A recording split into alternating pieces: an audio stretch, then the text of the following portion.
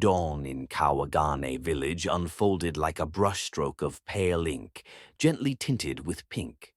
Wisps of mist curled between the bamboo groves, carrying the delicate scent of plum wine from a nearby tea house.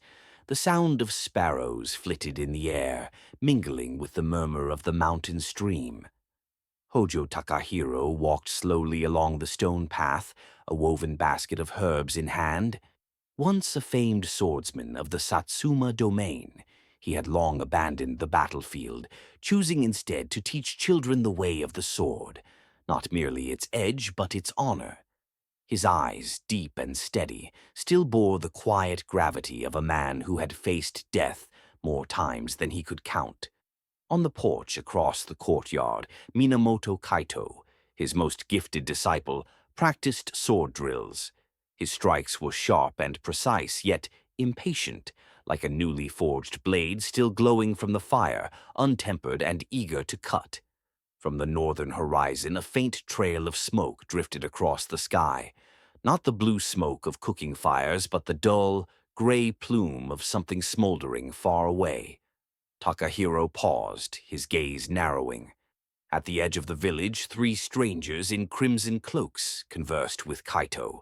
They claimed to be merchants, their voices smooth as silk, yet in their eyes glimmered the cold glint of ambition. They spoke of a world without masters or servants, where power and wealth would be shared equally.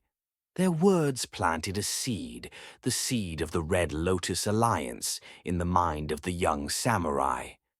Takahiro did not hear their words, but a chill passed through him. Beneath the blooming cherry trees, the wind carried the scent of smoke and the whisper of storms to come. That evening, lanterns flickered along the main street of Kawagane, their orange light dancing on the lacquered doors of tea houses. Takahiro sat cross-legged on the veranda, sipping warm sake as the mountain wind rattled the wind chimes. Kaito knelt nearby, polishing his katana. "You're rushing your strikes again," Takahiro said without looking. I feel the world is changing, master," Kaito replied, eyes fixed on the blade. "The weak suffer while the lords feast. Maybe the old ways aren't the only ways." Takahiro's gaze darkened. "A sword that forgets its purpose cuts both friend and foe." Kaito bowed in silence, but the words of the crimson-cloaked men still echoed in his mind. 2 nights later, Kaito slipped away from the dojo under the moonlight. In a hidden sake house near the river, he met the strangers again. They called themselves messengers of the Red Lotus, bearers of an ideology that promised liberation. But their rhetoric carried venom. "The lords hoard gold while your people starve," one said. "Do you fight for their glory or for your own?"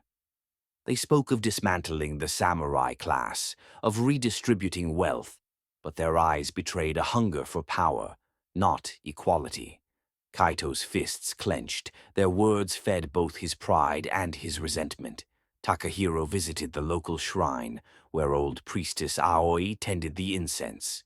She told him of strange travelers stirring unrest in nearby towns, preaching rebellion in the guise of fairness. "They wear red," she whispered. "Their lotus blooms in blood." That night, Takahiro sharpened his blade for the first time in months. A week later, smoke rose again on the northern horizon. Refugees arrived, telling of villages burned by tax revolts, but Takahiro recognized the pattern of military raids. Among the survivors were whispers of men in crimson cloaks leading the attacks. Kaito listened but said nothing, hiding the fact he had met them. The Red Lotus emissaries gifted Kaito a short dagger, its hilt inlaid with red enamel. "A token," they said, "for the dawn to come." He hid it in his sleeve when Takahiro passed by. Training the next day turned into a heated exchange. "You think loyalty is a chain," Takahiro said, "but it's a bond that gives us strength." "Strength to serve the corrupt?" Kaito shot back. The younger students watched in silence. sensing the widening rift between master and disciple. In the provincial capital, Lord Hojo, Takahiro's cousin, summoned him. The lord spoke of a plot within their own clan. Some retainers had been swayed by Red Lotus promises of a new order. "Even our blood is tainted," Lord Hojo said grimly. That same night, an assassin crept into Takahiro's quarters. The old swordsman awoke at the faint scrape of metal, drawing his katana in a single motion. The fight was brief, ending with the intruder bleeding on the floor. On the assassin's sleeve, a crimson lotus stitched in silk. Kaito met the Red Lotus leader, a tall man named Shiranami. His voice was soft, persuasive. "You're wasted under that old man," Shiranami said. "We could make you commander in the new dawn." Kaito's pulse quickened. Command, power, destiny. Word spread in the village that Takahiro was secretly hoarding gold for the lords. The first arrows fell. Screams echoed across the fields.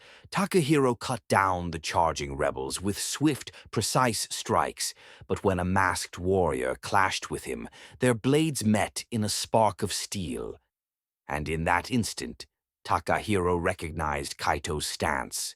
The battle roared around them, but for the two men the world had narrowed to the sound of swords and the betrayal in each other's eyes. The clash of steel between them was short but brutal. Kaito's strikes were faster, more aggressive than Takahiro remembered. Each cut was meant to kill, not disarm. Takahiro parried, testing the rhythm, the weight behind his former disciple's blade. "You've chosen your path," he said through gritted teeth. "Then you leave me no choice." But before either could land a decisive blow, a rain of arrows from both sides forced them apart. Kaito melted back into the Red Lotus ranks, his eyes cold, unreadable. That night, fires lit the hills around Kawagane. The rebels tightened their noose, cutting off food and water. Takahiro's men were weary, their spirits shaken by the knowledge that one of their own had turned. In the rebel camp, Kaito was praised by Shiranami for holding his ground against his old master. "Your blade will end him when the time is right," Shiranami promised, pouring sake into Kaito's cup. But in the quiet of his tent, Kaito found no satisfaction. Rain fell on the third day of the siege, turning the battlefield into a swamp of mud and blood. Takahiro led a desperate sortie to break the encirclement. They cut through lines of poorly armed peasants, but the Red Lotus Corps, hardened ronin and deserters, fought with ferocity. Among them, Kaito's presence was like a shadow over Takahiro's every move. They met again in the chaos, blades sparking, neither yielding an inch. By the seventh day, the defenders were starving. Lord Hojo considered surrender, but Takahiro refused. "Once we yield to rebels who cloak greed in justice, there will be no end to this rot," he told him. That night, Shiranami sent a messenger to the walls. If Takahiro laid down his sword, the people of Kawagane would be spared. Takahiro recognized the lie instantly. The final assault came at dawn. The Red Lotus stormed the gates with ladders and flaming carts. Steel rang against steel, the cries of the wounded mixing with the roar of fire. Takahiro fought like a storm, cutting down man after man. Then Kaito came for him again, this time without hesitation. They battled across the blood-slick courtyard, their swords a blur, until Kaito fainted and slashed deep into Takahiro's side. The old warrior fell to one knee, blood pooling beneath him. Kaito stood over him, breathing hard. "You were my master," he said, "but you chained me to a dying world." Takahiro met his gaze. "And you have chained yourself to wolves." With his last strength, he slashed upward, carving a line across Kaito's face before collapsing. Kaito turned away as Shiranami's men swarmed in. Kawagane fell. The streets ran red as the Red Lotus purged the loyalists, burning homes and executing those who resisted. The promise of equality vanished, replaced by plunder and cruelty. Even Kaito began to see that the new dawn was nothing but another tyranny. Months passed. The Red Lotus spread across the province, but infighting began. Shiranami grew paranoid, eliminating rivals. Kaito, now a commander, found himself targeted. Accusations of betrayal were whispered. Old comrades disappeared in the night. He realized too late that in the world he had helped build, no one could be trusted. One evening he was seized by Shiranami's guards. His rank, his victories, all forgotten. They accused him of conspiring with surviving Hojo loyalists. Shiranami did not even face him. The sentence was passed without trial. Kaito was stripped, bound, and brought to the execution yard. The punishment was lynching, death by 1,000 cuts. The crowd gathered, some out of hatred, others out of grim curiosity. The first slice was shallow across his cheek, echoing the wound Takahiro had given him.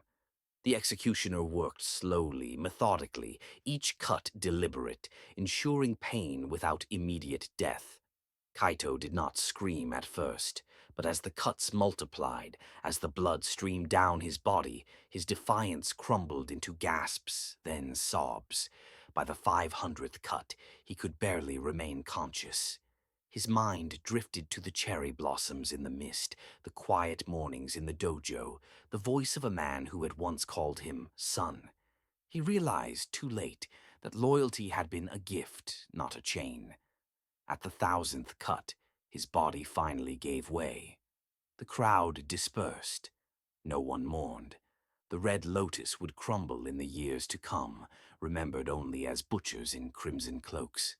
And in the mountains above Kawagana, the wind still carried the faint scent of blossoms, a reminder of a master who had fought for a world his disciple could never see.